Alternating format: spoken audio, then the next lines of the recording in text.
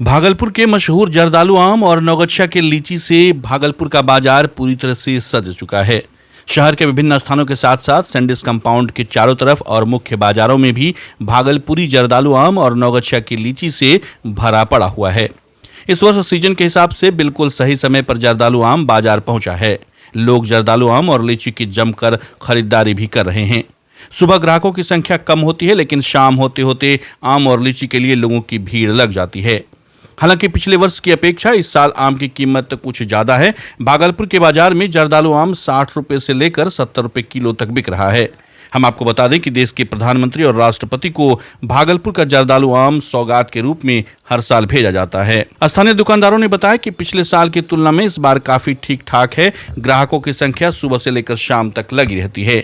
यहाँ जर्दालू आम के लिए लोग ज्यादातर पहुंचते हैं। पिछले साल 20 रुपए किलो तक जर्दालू आम की बिक्री हुई थी, लेकिन इस बार आम के दाम 60 से 70 रुपए किलो तक बिक रहे हैं। जर्दालू आम का बिक्री बहुत ही शानदार चल रहा है। ग्राहक सत्यम वर्मा ने कहा कि इस बार जर्दालू आम की कीमत थोड़ी महंगी जरूर है, लेकिन फिर भी ठीक है। भागलपुर का फेमस आम है, इसलिए हम लोग इसे खरीद रहे हैं।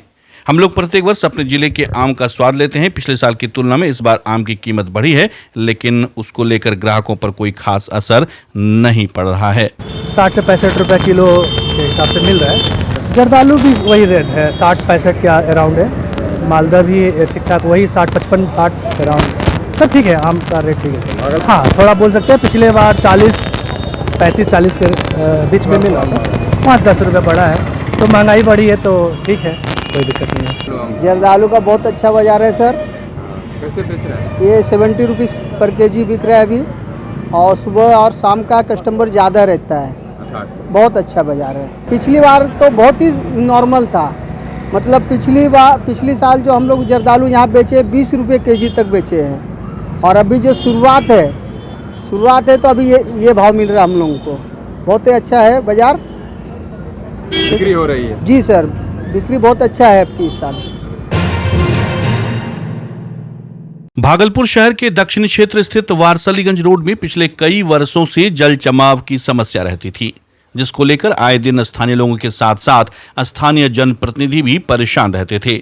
इसको लेकर भागलपुर नगर निगम की महापौर भी परेशान थी। इसके बाद पिछले कुछ दिनों पहले 2 करोड़ की लागत से सड़क व नाला निर्माण के लिए इसका शिलान्यास किया गया था। इसके बाद निर्माण कार्य भी आरंभ हो गया है। इस निर्माण कार्य का निरीक्षण करने भागलपुर नगर निगम की महापौर डॉक्टर वसुंधरा लाल आज खुद अपने दलबल के साथ वहां पहुंची। इस मौके पर वसुंधरा लाल ने कहा कि यह हमारा ड्रीम प्रोजेक्ट था। इस काम के लिए पिछले कई महीनों से हम खुद काफी परेशान थे। महापौर ने यह भी कहा कि निर्माण कार्य ठीक ठाक हो रहा है। थोड़ी बहुत खामियां भी नजर आई है, जिसको दुरुस्त करने का आदेश अधिकारियों को दिया गया है। आगे भी इस काम का निरीक्षण हम खुद करते रहेंगे।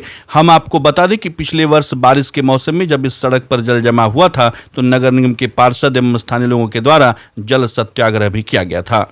आज के इस निरीक्षण में वार्ड पार्षद पंकज गुप्ता, पार्षद कल्पना देवी, धीरज, पार्षद शशि मोदी समेत नगर निगम के अभियंता व कर्मचारी मौजूद रहे। निरीक्षण करने के लिए ये 2 करोड़ का प्रोजेक्ट है, और बहुत दिनों से इसमें जल जमा होता रहता था, पूरा नाली भी जाम रहता था। तो हमने अभी निरीक्षण किया है और काम ऑलमोस्ट ठीक ही हो रहा है।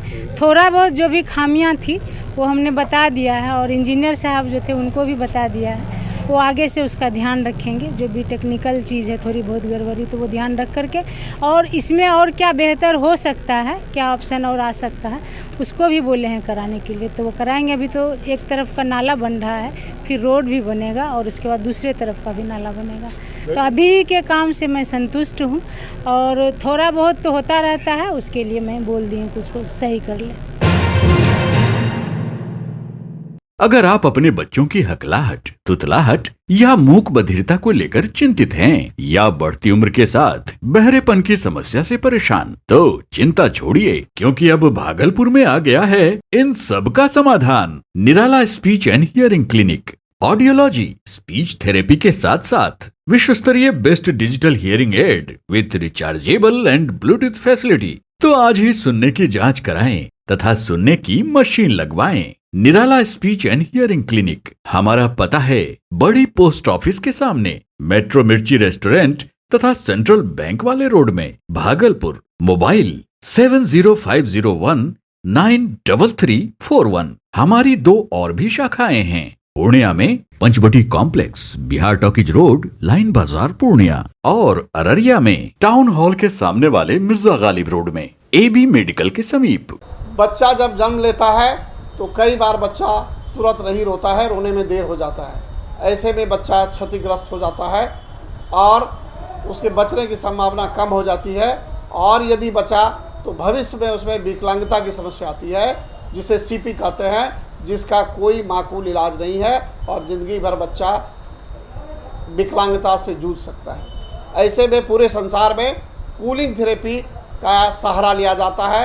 जन्म से ठीक 6 घंटा के अंदर यदि उसको कूलिंग थेरेपी दिया जाए तो उससे उसका CP की समस्या कम होती है और बचने की भी संभावना बढ़ती है। पहली बार बिहार झारखंड में आपके शहर के स्नेह नवजात शिशु बाल सेवा केंद्र में यह मशीन उपलब्ध है। कभी भी ऐसी बात हो कि बच्चा रोने में विलम्ब हो गया तो आप स्नेह नवजात शिशु बाल सेवा केंद्र में जरूर संपर्क करें।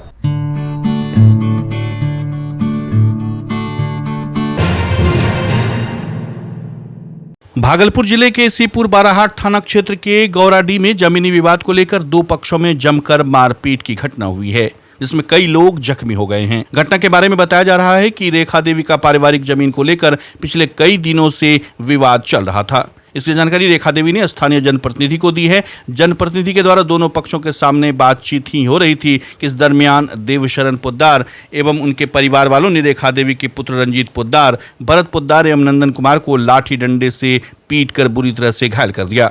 इसमें रेखा देवी के तीनों पुत्रों के सिर में गंभीर चोट आई है। सभी घायलों का इलाज के लिए रेफरल अस्पताल में भर्ती कराया गया है, जहां से उसे बेहतर इलाज के लिए भागलपुर के मायागंज अस्पताल में फिलहाल भर्ती कराया गया है। इस पूरे मामले को लेकर रेखा देवी ने भागलपुर के वरीय पुलिस अधीक्षक के यहां आवेदन दिया है और उनसे न्याय की गुहार लगाई है। वहीं पुलिस पूरे मामले की जांच कर रही है। हम लोग पंचायत में गए, बुलाने के लिए आया देवशरण का बेटा। उसके बाद हम गए पंचायत में जाने के बाद हमसे पूछा कि क्या चाहिए आपको, क्या दिक्कत है आपको।